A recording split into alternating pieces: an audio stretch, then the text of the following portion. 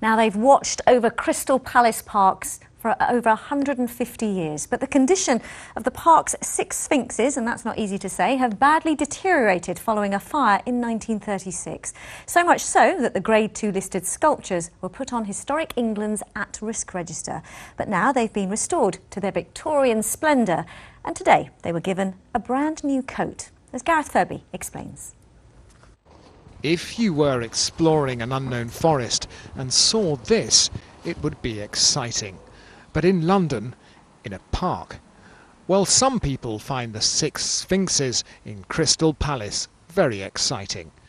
They're one of the few remnants of the old palace and exhibition, which was destroyed in a fire in 1936. And they're now getting a facelift.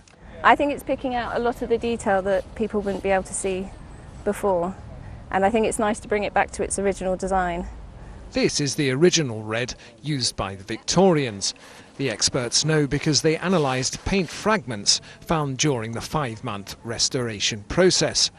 And these Sphinxes are full of mystery. First of all, there are the hieroglyphs revealed by this restoration at the base of the statue. At the moment, no one knows what they mean. We don't know if they're nonsense or if they actually say something. Then there's the mystery of how they survived a fire that took out a 120-foot tall building.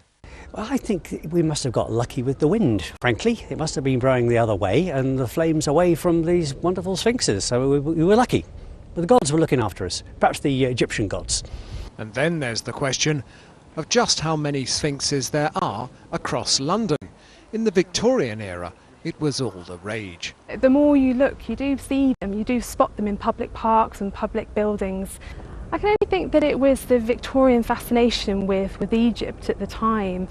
We know that there are some in Chiswick Park, we know that there are some on Cleopatra's Needle, but it would be very interesting if viewers can help us spot where other Sphinxes are across the capital. Also due for a paint job, all 27 dinosaurs in the park. Again in the original Victorian colours, shades of green, yellow and orange. But only once the restoration costs of around £1 million have been raised. Gareth Furby, BBC London News.